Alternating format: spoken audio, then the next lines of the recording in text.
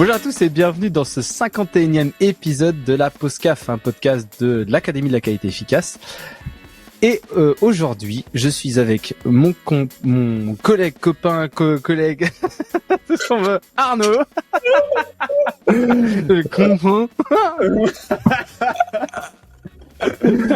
Bonjour mon copain. Bon, comment ça va aujourd'hui ? Ça va bien, écoute. Ça va très très bien. Je suis super content d'être là à nouveau et de continuer dans cette continuation de live. De mon côté, ça a été une semaine chargée. Moi aussi. Semaine. Oui, ouais. De nos côtés, ça a été des semaines chargées. Chez des clients pour faire des projets déviation, les deux, non, c'est ça, hein ? Déviation et pilotage aussi, pour pilotage. Le coup, sur deux clients pour ma part, un déviation full et un autre pilotage déviation kappa. Voilà, moi déviation. déviation. Et donc aujourd'hui, on s'est dit que ça serait une bonne idée de parler de la revue d'efficacité des kappas parce que c'est vrai que c'est un problème qui revient souvent. Ouais, on sait pas trop ce qu'il y a derrière au final. Hein. Bah après, c'est vrai que j'ai pas fait d'analyse réglementaire, j'ai pas eu le temps parce que t'as proposé le thème tout à l'heure, donc on s'est dit ouais, pourquoi pas. Mais on en parle quand même, ça, enfin de mémoire comme ça, on en parle pas mal quand même à droite à gauche dans plusieurs textes. Oui. Donc c'est quelque chose qui est quand même demandé. Et c'est aussi quelque chose que tout le monde a du mal à faire. Alors, sauf peut-être dans là où j'ai vu où ça se faisait pas trop mal, c'est dans les grosses entreprises où il y a pas mal de ressources. Où là, bah du coup, ils ont ils ont suffisamment de ressources, de systèmes et de gens pour pouvoir faire ça. Et c'est plutôt fait en brute force, quoi. Ouais. Mais c'est ça qui est intéressant. Non, mais c'est pour ça que je voulais qu'on parle de ce sujet. C'est parce que tout le monde a entendu parler de la revue d'efficacité des kappas. C'est marqué dans les textes et il me semble même que c'est marqué assez clairement dans les BPF qu'on fait notre podcast sur ce sujet-là. Mais par contre, la façon dont c'est fait est extrêmement différente d'un site à l'autre. Ça va de c'est pas fait du tout à effectivement on a plein de ressources, on a plein de moyens et on le fait. Je sais pas si c'est bien ou pas, mais on le fait quoi. Et des intermédiaires un peu bancals. Donc moi je voulais effectivement aujourd'hui qu'on discute toi et moi un peu et qu'on se challenge un peu là-dessus parce que pour moi la revue d'efficacité des kappas, la première façon de je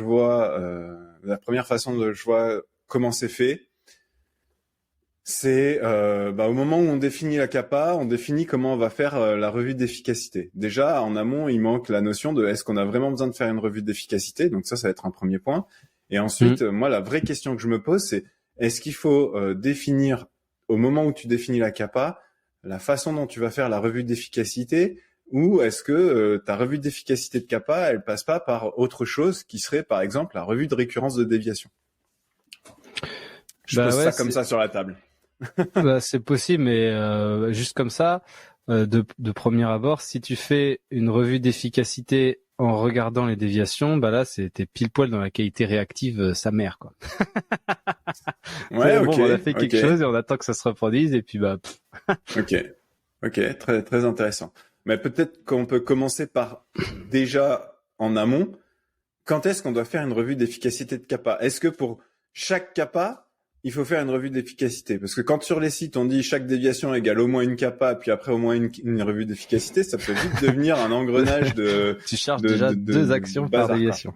Exactement. Donc toi c'est quoi ton avis là-dessus et comment est-ce que tu challengerais la notion de on fait une revue d'efficacité ou pas ? Et il fut un temps où j'avais fait j'utilise toujours un peu quand on me demande, j'utilise toujours qu'on appelle ça, ce flowchart, ce logigramme pour savoir si on doit en faire une. Et bah je peux pas le projeter parce que le truc à projeter il fonctionne plus sur le logiciel là, mais bon tant pis. Et en fait ça dépend, d'après moi, ça dépend de la gravité de la déviation et surtout finalement de sa fréquence.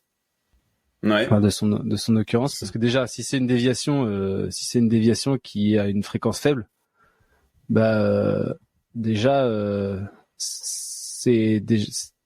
c'est un peu pénible de refaire des revues d'efficacité sur une déviation fréquence faible.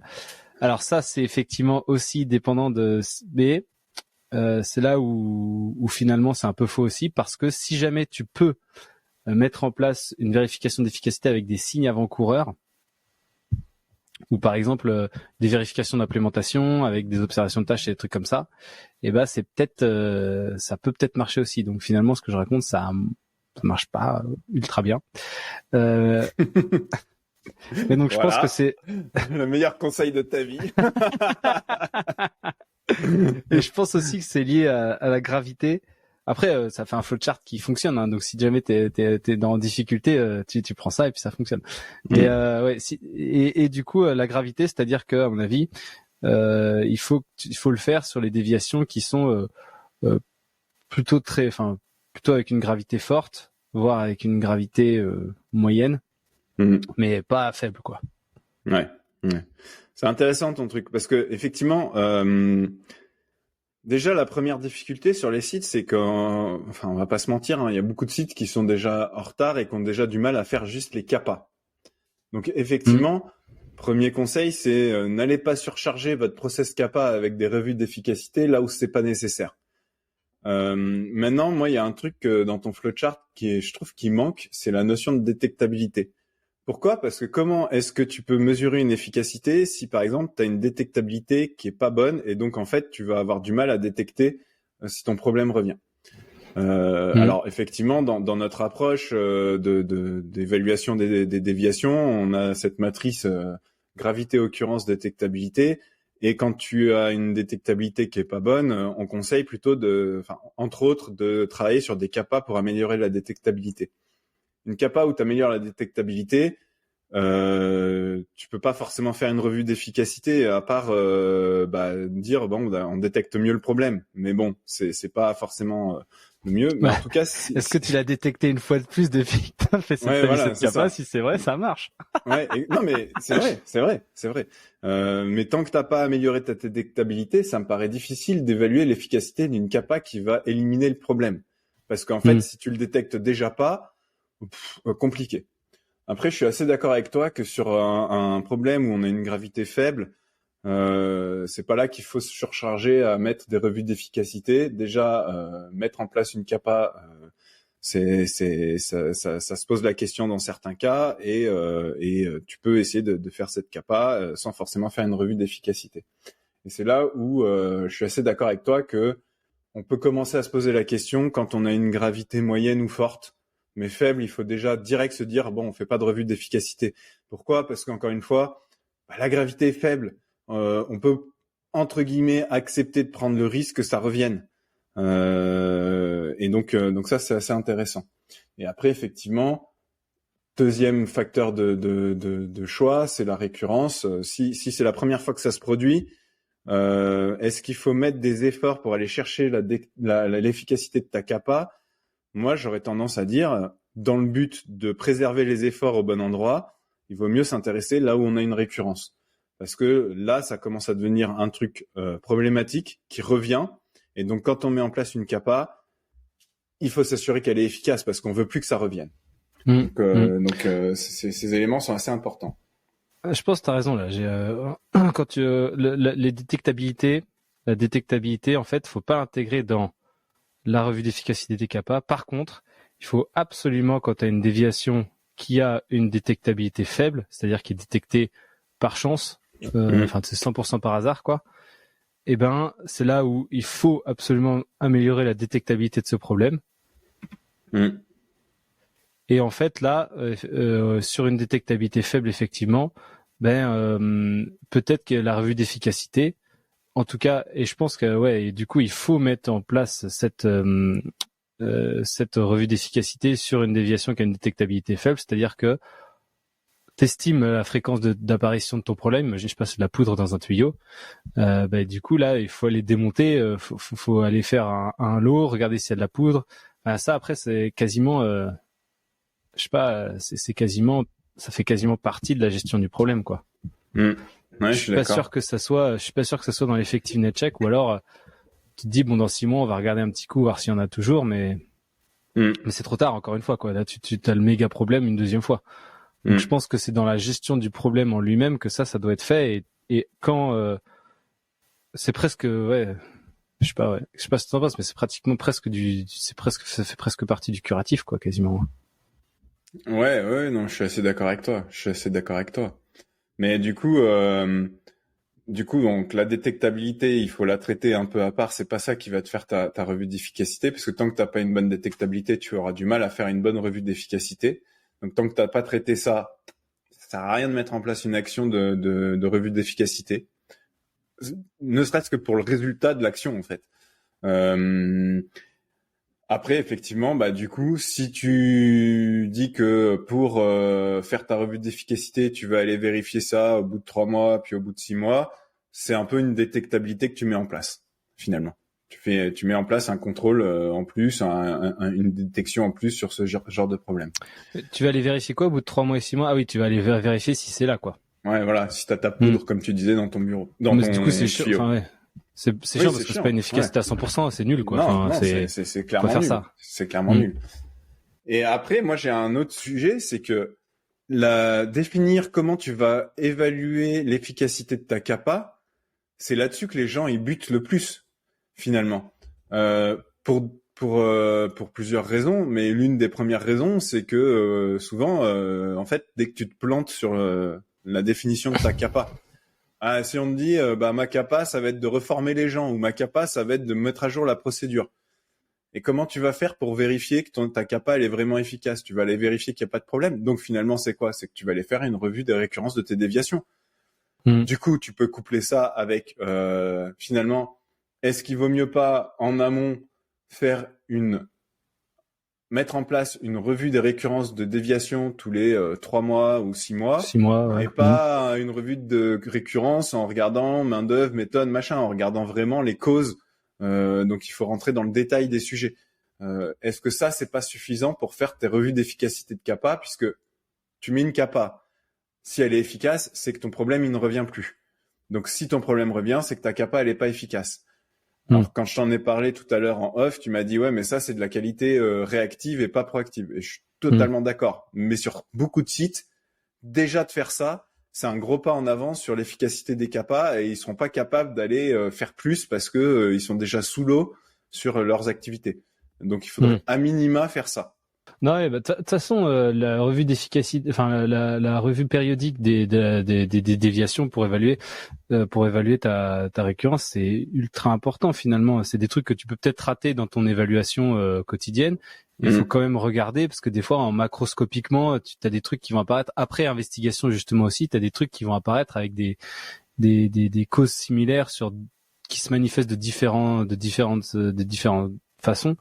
Et donc ça, c'est effectivement ultra important à faire, quoi. Là, tu peux pas y échapper. C'est même, en fait, c'est ça. Alors, est-ce que vendre ça comme Kappa Effectiveness Check 100%, quoi? Je pense que ça s'achète pas. Moi, je l'achète. 100%. Du coup, c'est Monsieur Huck, dans votre site, comment vous vérifiez l'efficacité de vos Kappa? Moi, je le dis, on fait notre analyse de récurrence de déviation, et sur les déviations récurrentes, on considère que nos capas n'ont pas été efficaces. Et en fait, pourquoi j'achète? Parce que quand tu pars d'un site où il y a rien, il n'y a pas de revue d'efficacité de capa déjà en place.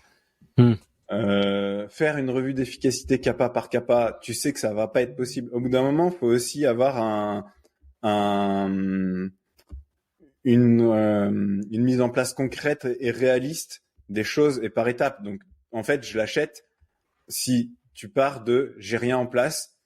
Et donc, la première chose que je fais, c'est faire cette revue de récurrence. Et puis, au bout de 1 ou 2 ans où je commence à avoir gagné un peu en efficacité sur mes déviations, sur mes capas, j'ai moins de récurrence, là, tu peux commencer à faire rentrer dans du proactif, capa par capa. Franchement, moi, je trouve sur tes déviations, gravité forte, fréquence forte, c'est pas. Ouais, ok. C'est pas ça qui va. T'en as pas beaucoup par an, en vrai. T'en as, selon les sites, je sais pas, entre 20 et 0, quoi. Coup, sur tes pires déviations de l'année, quoi. Beaucoup. Voilà. Ça, je pense, c'est quand même assez intéressant.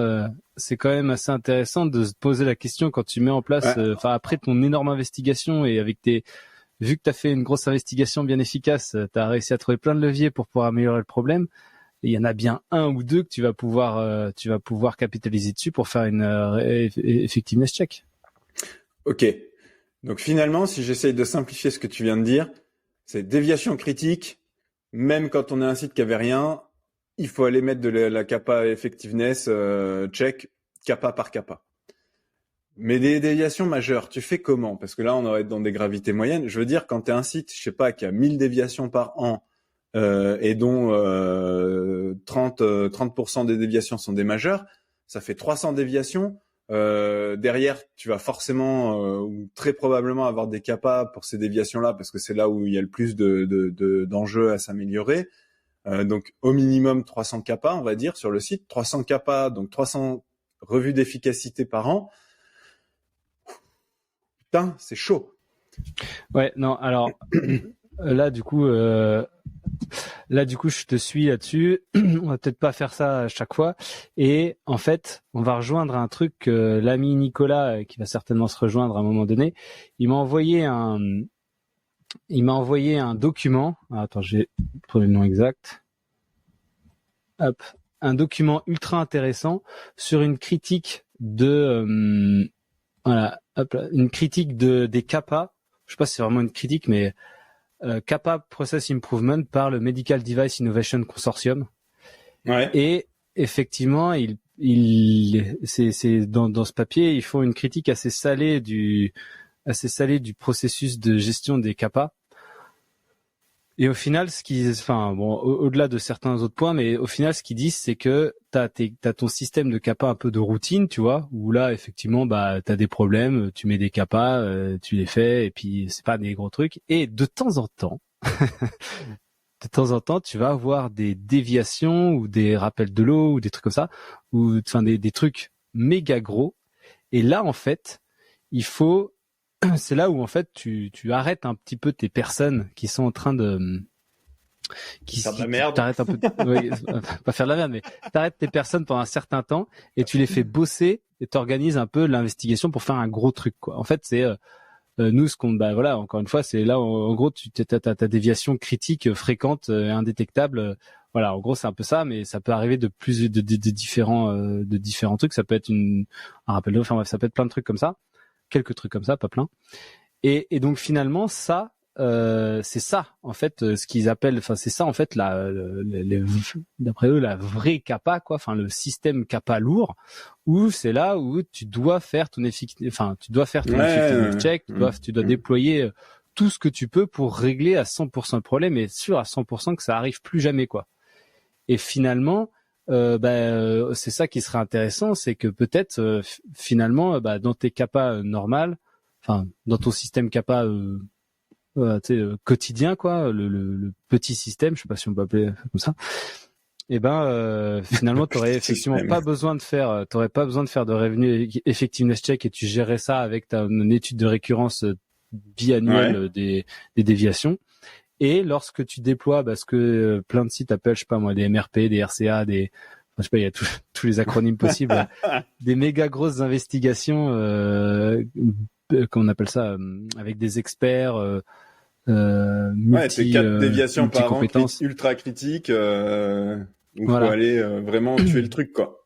Faut aller tuer le truc. Là, absolument. Du coup, tu mets des effectiveness check dessus, quoi. Et finalement, t'es majeur. Donc tu passes de 300 kappas où tu mets une revue d'efficacité à peut-être une dizaine ou une vingtaine, grosso modo sur l'année. Et là, ça devient quelque chose de réaliste. Et c'est intéressant parce que du coup, moi, ça me fait penser que, tu sais, dans notre approche élémentaire, on a nos matrices. Finalement, on pourrait très bien faire une matrice besoin de revue d'efficacité. Parce que tu peux avoir une majeure sur laquelle tu n'as pas besoin de faire une revue d'efficacité de kappa et une majeure où tu as besoin en fonction justement de la récurrence du problème ou de la détectabilité. Et en fait, pour des gravités moyennes, tu peux avoir plusieurs cas de se dire est-ce que je fais une revue d'efficacité ou pas. Et là, tu arriverais dans effectivement tes cas les plus critiques. Donc quand on est, je vois ma matrice en bas à droite, c'est-à-dire que c'est très grave, très récurrent et peu détectable. Là, c'est même pas faudrait en faire une, c'est obligatoire. Et donc, tu aurais peut-être plusieurs niveaux. C'est non, il n'y a pas besoin d'en faire une. Le max, c'est obligatoire, il faut absolument faire des revues d'efficacité des kappas. Le niveau intermédiaire, ça serait à minima, faites une revue des récurrences de vos déviations. Et j'en ai une autre pour toi aussi, parce que si jamais tu fais des observations de tâches régulières, et donc les observations de tâches où tu vas d'abord regarder comment tu es censé le faire, parce que tu as modifié tes procédures, tu regardes ta procédure, les mecs sont censés faire comme ça, tu fais tes observations de tâches, et là, boum, tu peux détecter que le gars, il fait pas exactement comme on avait décidé dans la dernière capa, parce que tu as été regarder la documentation qui a été modifiée suite à la dernière décision, blablabla. Et finalement, tu peux arriver à voir le truc arriver avant que ça arrive, quoi. Et ça, c'est intéressant ce que tu es en train de me dire, parce que moi, ça me fait penser à un sujet sur lequel j'étais intervenu là sur la réduction des erreurs humaines. On avait mis en place les observations de tâches et j'avais expliqué que les observations de tâches, ça pouvait être utilisé en proactif, utilisé dans le cadre des investigations et utilisé pour s'assurer que les CAPA qu'on a décidés sont vraiment suivis.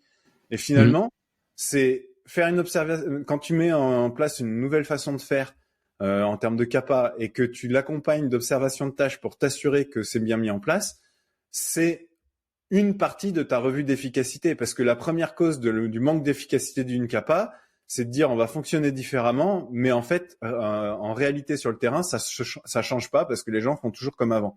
C'est pas toute la revue d'efficacité parce que tu peux définir un nouveau mode de fonctionnement, vérifier que ce mode de fonctionnement il marche, non, il est suivi, mais par contre il marche pas. L'observation de tâches ne permettra pas de l'identifier. Mais par contre, si tu vois pas de résultat sur ta CAPA et que t'as pas vérifié que ton suivi, que les gens ont bien changé leur méthode de faire, bah tu peux pas savoir si c'est que ça marche pas parce que la CAPA était pas bonne ou si c'est parce que les gens ont pas suivi le nouveau mode de fonctionnement. L'implémentation n'est pas faite. Et donc je vais me corriger un peu. L'observation de tâches pour vérifier que la CAPA elle est bien, le nouveau mode de fonctionnement est bien en place, c'est pas une revue d'efficacité, ça fait partie de ta CAPA. Et tu peux pas approuver et clôturer ta CAPA tant que tu t'es pas assuré que les gens ont vraiment changé la manière de faire. Parce que changer la manière de faire sans s'assurer que sur le terrain c'est suivi de réalité, bah ça veut dire que ta CAPA elle est pas finie quoi. Ouais, c'est presque philosophique ce qu'on est en train de dire parce que bah oui, c'est la revue d'efficacité et la revue d'efficacité et la vérification d'implémentation, c'est non, c'est pas pareil. C'est pas pareil. S'assurer que c'est implémenté, tu peux pas faire une revue d'efficacité si tu t'es pas assuré que c'est bien implémenté. Mais c'est ça que je veux dire. Suis d'accord, mais des fois, enfin, le fait que la CAPA elle ait pas fonctionné parce que t'as pas réussi à l'implémenter, ça marche aussi. Enfin, c'est-à-dire que soit ça a été bien implémenté au début, mais c'était tellement nul à chier que les mecs ils se sont dit non mais attends, on va pas continuer à faire cette merde. Et du coup, tu sais, finalement c'est pas efficace parce que les gars ils continuent à faire, enfin ils continuent à faire autre chose qui fonctionne pas quoi. Ok, ouais. Ce qui m'amène à une autre réflexion. Qu'est-ce que tu fais quand ta revue d'efficacité, montre que ta CAPA n'a pas été efficace? Est-ce que dans la pharma, est-ce que sur les sites, on a un process pour traiter ça? Une déviation. Je suis pas sûr que ce soit une déviation qu'il faut ouvrir. Mais dans ce cas-là, il faudrait faire comme dans une déviation, une analyse pour comprendre pourquoi ça marche pas. Donc aller recreuser un peu, peut-être pas les causes, mais les causes de non-fonctionnement de la CAPA pour redéfinir une meilleure CAPA. C'est pas forcément le process déviation, c'est un process qui n'existe pas. On est en train d'inventer un nouveau process qualité dans l'industrie pharmaceutique là. C'est vrai que c'est vrai que imagine, je vois trop les gars, bon bah on va voir, ah bah non bah ça a pas marché. Ah bon bah tant pis, bah ferme l'efficacité inject et puis bah à demain. et tu mets que ça a pas marché. C'est comme les CAPA d'essai de faisabilité. Ouais, faudrait voir si on peut pas faire une faisabilité pour automatiser ce truc-là dans la machine. Bon, on peut pas. Voilà. Okay.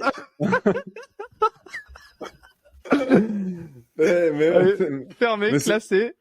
Voilà. Mais c'est une vraie question, parce que moi, je ne pense pas que quand t'as une CAPA qui est pas efficace, tu ouvres une déviation. C'est pas une déviation. Une déviation, c'est encore une fois, pour moi, t'as une situation inhabituelle qui s'est produite et tu dois l'analyser. Là, on est dans l'amélioration continue, on est dans un autre process. Et l'investigation de pourquoi ma CAPA n'est pas efficace, elle est même différente d'une investigation il y a eu un problème qui s'est produit. Moi, je pense, c'est quand même une investigation après. Oui, mais c'est pas la même approche d'investigation à mon sens. Donc c'est pas une investigation de déviation. Donc c'est pas une déviation. Donc il nous manque un process. De toute façon, c'était sûr que c'était pas une déviation. C'était sûr que c'est presque plus un écart d'audit que là on va tomber sur le truc que je disais tout à l'heure. Non, mais c'est de l'amélioration continue et putain de merde. En fait, le jour où on comprendra que les déviations et les CAPA, c'est de l'amélioration continue, eh ben, il faut peut-être aller jusqu'au bout et le process CAPA, finalement, il s'arrête pas au moment où ta CAPA, elle est faite. Il s'arrête au moment où tu as éradiqué le problème. Parce que si tu mets des CAPA, dans le but uniquement de mettre des CAPA, bah, c'est de la merde. Alors que si tu mets des CAPA dans le but d'éradiquer les problèmes, là, tu fais de l'amélioration continue. Non, mais c'est clair. Ouais. Et c'est vrai que moi, pendant des années, je me disais, bah, le process CAPA, c'est juste piloter des actions. Non, c'est pas vrai. Le process CAPA, c'est plus complexe que ça. Et il y a et finalement, tout ce que j'ai dit de qu'est-ce que tu fais quand il y a une revue d'efficacité qui est pas efficace, qui montre que ta CAPA est pas efficace, bah, tu poursuis ton process CAPA vers une recherche de cause de pourquoi c'est pas efficace et définir peut-être une nouvelle CAPA sur la base de cette recherche de pourquoi c'était pas efficace. Et c'est pas dans un process déviation, ça devrait être dans le process CAPA, à mon sens. Enfin, je pose ça là comme ça. Hein. Ce qu'il faudrait qu'on fasse, parce que on est en train d'un peu tourner quand même un peu autour du pot sur comment on fait pour vérifier l'efficacité des CAPA. Ce qu'il faudrait qu'on fasse, c'est qu'on prenne, je sais pas moi, faudrait qu'on regarde dans une base de données, qu'on prenne plein de CAPA et qu'on dise ça, comment on ferait pour vérifier l'efficacité, ça, comment on ferait pour l'efficacité. Très bonne idée. On pourrait faire ça parce que là on n'aura pas le temps, mais pour le prochain live, on pourrait se prendre une dizaine de CAPA et dire bon bah comment est-ce qu'on vérifie l'efficacité. Alors on va éviter les CAPA de resensibilisation. Bah, il y en a plein, ça sera. Après, il y en a plein, effectivement, on pourrait faire des observations de tâches, là, c'est pas mal. Enfin, il y en a, c'est pas, après, il y a toutes les capacités. Tu fais une revue de moyens, pas de résultats, là, avec l'observation de tâches. Bah, en fait, tu le fais, sinon, après, l'étape d'après, c'est regarder tes récurrences de déviation, mec. Ah bah voilà. Ah bah voilà. Bah, c'est ça, mais c'est proactif, au moins, ça. Ouais, c'est vrai. Donc, tu sais, c'est une étape intermédiaire. Tu regardes dans 3 mois si c'est bien fait ou si enfin, tu vois. Après, t'as tout ce qui est, t'as tout ce qui est technique, là, bah là, du coup, tu peux essayer quand même de voir s'il y a des dérives sur des mesures. Tu sais, genre, je sais pas, le truc qui se desserre, la distance augmente, le pas diminue. Enfin, t'as plein de trucs comme ça qui peuvent se faire. Donc ça, c'est assez facile, finalement. Enfin, c'est assez facile. Mais moi, je vais poser un autre point complexe sur ça. Et c'est là où justement, je pense que en fait, le process CAPA, il faudrait qu'on se pose et qu'on mette à plat un peu ce process CAPA. C'est que quand tu es dans une déviation, que tu as 30 jours pour investiguer, que les mecs, ils investiguent et que 3 jours avant la clôture des 30 jours, ils ont « Ah ça y est, on a la cause. Bon, bah on définit la CAPA. » On a 3 jours pour définir la CAPA plus le moyen de revue d'efficacité. Ils auront jamais le temps ni ils feront jamais l'effort de bien définir à la fois la CAPA et la revue d'efficacité. Et ça, c'est un problème. C'était un problème chez un client, ça, où en fait c'était des gars en prod qui faisaient les investigations et ils étaient ultra challengés sur les 30 jours, ultra challengés. Ouais. Et donc ils font leur investigation et finalement, bah, ils arrivent à la fin de l'investigation, boum, il faut définir la CAPA. Du coup, ils mettent n'importe quoi, ils assignent ça à n'importe qui et hop là, ils ferment la déviation. Fou. Voilà. Et finalement, il y a un énorme problème de les CAPA, ça sert à quoi? Enfin, tu vois, il y avait un énorme problème là-dessus, quoi. Ouais. Mais parce que, et on revient à des épisodes précédents où je disais, finalement, dans ton process déviation, dans tes 30 jours, tu devrais avoir 30% qui devrait être à définir la bonne CAPA. Et sa revue d'efficacité, du coup. Parce que vraiment, définir CAPA par CAPA le moyen de contrôler son efficacité, c'est vraiment pas facile. Trouver le bon moyen de mesure, si tu as pas les éléments pour mesurer au quotidien, est-ce qu'il faut pas le mettre en place et du coup ça fait partie de ta CAPA, etc., etc. C'est pas facile. Et après, derrière, il faut le piloter comme tu pilotes la réalisation de tes CAPA, tu pilotes la revue d'efficacité parce que sinon tu te retrouves ah bah mince, on a un énorme backlog de revue d'efficacité, on a des trucs qu'on devait vérifier il y a 2 ans et on l'a toujours pas vérifié. Ou bah ça après tu fais une action, enfin si tu pilotes bien tes CAPA, enfin tu pilotes bien tes actions, tu as une action de plus à faire à la fin du mois en disant d'aller mesurer tel truc ou de faire une observation de tâche sur tel truc. Bon, ça devrait passer quoi. Si tu pilotes bien tes CAPA. Bon après ça sort un peu du contexte d'effectivation mais en même temps pas plus que ça parce que c'est comment faire pour définir ta bonne CAPA et un truc qui est ultra important, c'est d'aller voir le gars qui va faire la CAPA, par exemple la maintenance, avec, bah voilà, moi j'ai trouvé ça comme root cause, et c'est lui qui va te dire qu'est-ce que lui peut faire avec cette route cause. Parce que déjà, s'il le fait pas, il va pas avoir envie de le faire. Ça va, enfin, et en plus, il va pouvoir te donner un avis sur s'il a pas participé à l'investigation, ce serait dommage de pas l'avoir fait, mais bon, des fois ça arrive. Il va pouvoir te dire, ouais, non, mais ça, je suis pas d'accord avec cette route cause par rapport à ça, c'est sûr que c'est pas ça qui peut l'avoir causé. Là, non, mais là, c'est déjà ton investigation, elle est pourrie, là, déjà, hein, du coup, si c'est comme ça. Ouais, mais, déjà, c'est quand même intéressant, au moins de confronter ça, quoi, hein. Ouais, c'est clair. Donc, mec, ça fait déjà 31 minutes qu'on est en train de discuter de ça. Je t'avais dit, hein, tu m'as dit, moi, je suis à sec, est-ce qu'on va réussir à tenir une demi-heure? Bien sûr. Et là, tu vois, on a même notre sujet pour la semaine prochaine, il faut qu'on trouve des CAPA et qu'on essaye de voir qu'est-ce qu'on ferait comme revue d'efficacité. Et c'est chaud, hein. Envoyez-nous vos CAPA, qu'on les regarde. Ça fait je sais pas combien de temps qu'on dit ça, mais il y a plein de gens qui sont venus me voir, qui m'ont envoyé des messages pour donc c'est cool, mais ce qui serait cool, c'est que vous m'envoyez des CAPA là. Grave. Merci à tous de nous écouter régulièrement. J'ai eu un peu de retard sur la publication du live de la semaine dernière, mais je vais le faire bientôt. N'oubliez pas pour nous aider toutes nos affaires, hein, abonnez-vous, écoutez, réalisez notre newsletter, diffusez, likez, parlez-en à vos collègues si jamais il y a des réflexions intéressantes, voilà. Mais il y a beaucoup de gens qui en parlent, que ce soit la newsletter ou les lives. Moi, souvent, quand j'arrive sur les sites, il y a beaucoup de gens qui nous écoutent, qui nous lisent et et ça les aide dans leur réflexion au quotidien. Ça, c'est super et c'est toujours intéressant d'avoir ces retours parce que au bout d'un moment, nous on fait ça. Est-ce que ça sert ou pas? On sait pas. Donc merci pour ces retours. Si vous avez envie de nous soutenir, n'hésitez pas à nous contacter aussi. Voilà pour la partie sponsoring de nos contenus. Il n'y a pas de souci, on est complètement ouvert à ça. Et puis par rapport à ce qu'on a discuté la semaine dernière sur le questionnaire culture qualité, bon, en ce moment, vous l'aurez compris, on est pas mal occupé en mission, mais c'est toujours sur le feu et c'est bientôt prêt pour sortir. Yes. Bon allez, merci beaucoup et à bientôt, à la semaine prochaine pour un prochain épisode. À bientôt.